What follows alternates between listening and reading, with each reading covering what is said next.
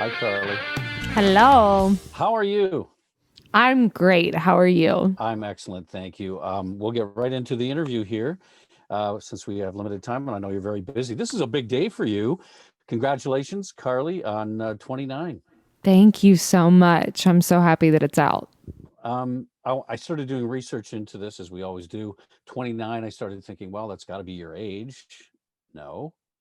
29, tell us about 29, the number 29. 29 was the year that all of these songs were influenced by. I'm almost 31 at this point, but 29 and 30 were super hard on me. And I think that what you're hearing in this music is the result of just life maybe not turning out exactly how you thought it was going to be. And for me, I lost my producer Busby to glioblastoma brain cancer at the age of 43.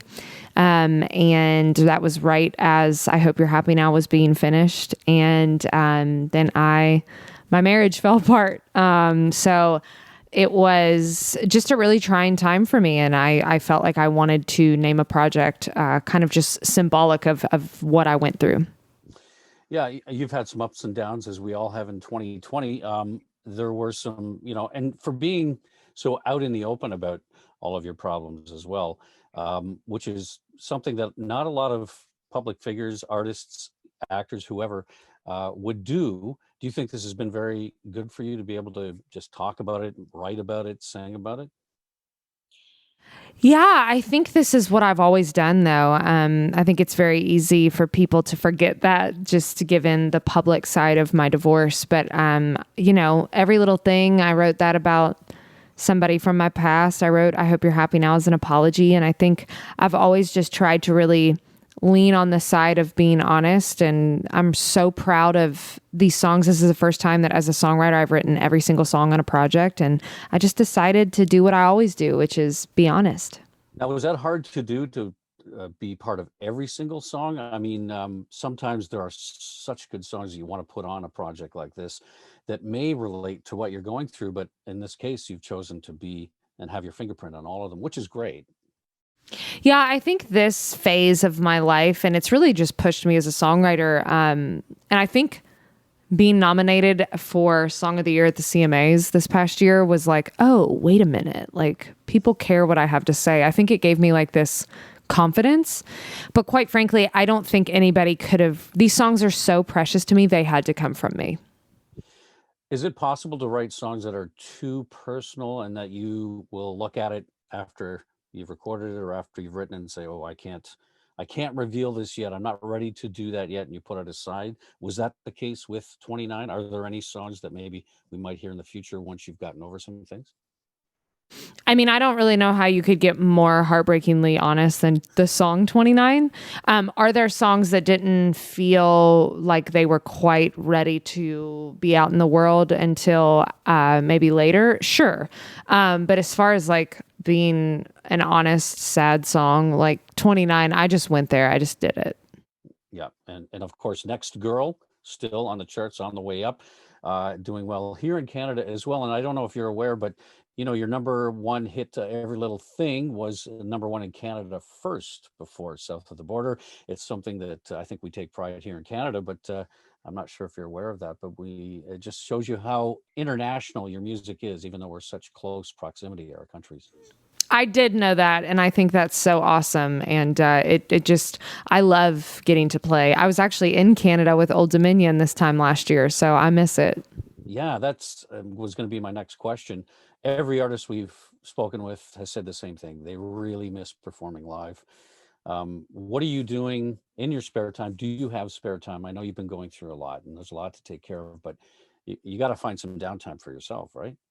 Oh yeah, I mean, I've been writing a lot. I've been doing home projects. I'm kind of a homebody at heart, so it's been fun to like cook again. And I got a puppy during quarantine. She's laying right here next to me, so she's kept me really busy. And honestly, like reconnecting with friends, it's so easy to kind of feel disconnected. A lot of my band, they truly, their wives and them are my closest friends, so I've maintained pretty close things with them over the last few years of things being chaotic. But it's still nice to be able to just kind of like slow down and remember who you are as a person.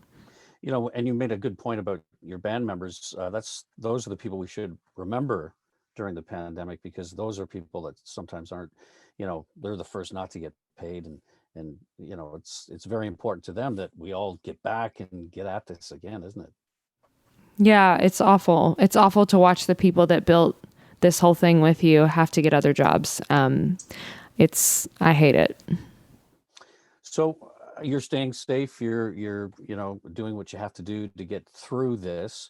What's the next step for you in the next couple of months? Do you work on a live show to reveal all of these? I know you've got a live stream event coming up too.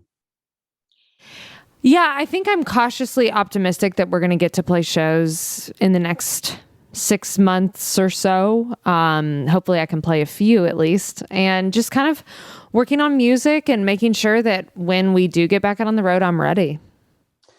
What does that mean, being ready? Does that mean that do you have a chance to perform with the band as far as practice, do it long distance, or how does that work with you? Can you be socially distanced and do that? We've still played some live streams and played at the Opry, and done some just different recordings for different. We were on the Ellen show, and so we've done some things like that. We got to play on the CMAs together, which was really cool. So we're staying kind of busy, but I don't think until we know like a definitive time that we're back out on the road that we will start like really rehearsing.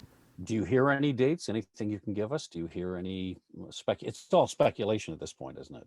We have things booked through the summer and fall, but they might get canceled just like they did earlier this year. So just cautiously optimistic, but I think we're all in the same boat. Yeah.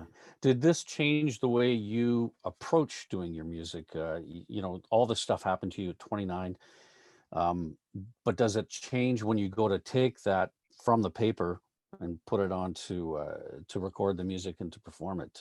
The whole having to do everything sort of with technology now, does that change everything? 2 minutes. Do you mean through the pandemic? Like, has it changed? Yeah, through the pandemic. I mean, I've talked to other artists who said the same thing, that they've had to kind of recalibrate what they do, the way they're dealing with people, the way they record things. Has that been the case for you? I'm really lucky. I got to record in a studio. That was really important to me. Quite frankly, I can't do Zoom recording. Now, some of my rights for these songs were done over Zoom, but we actually were so fortunate to be able to socially distance and get COVID testing. And all of this was done with my producers in the room, with a live band in the room. I can't fabricate that. I can't do that socially distant. How does the songwriting process for you work? Before we wrap it up here, are you a session writer, or the idea hits you at 10 o'clock at night and you write it down on a piece of paper? Every artist is different, I find. It's kind of a mix. I feel like you never really know how it's going to hit you. Sometimes it starts as a title. Sometimes it's a thought at 3 a.m. Sometimes it's in the room that day. Sometimes it's just music. It just kind of depends. Well, I've always enjoyed speaking with you. I know we've met on a couple of different occasions when you were in Toronto. So we look forward to you coming back up here to Canada. We'll open the border, and we look forward to seeing Carly Pearce. Thank you so much, and congrats on all your success. Thank you so much. I appreciate it.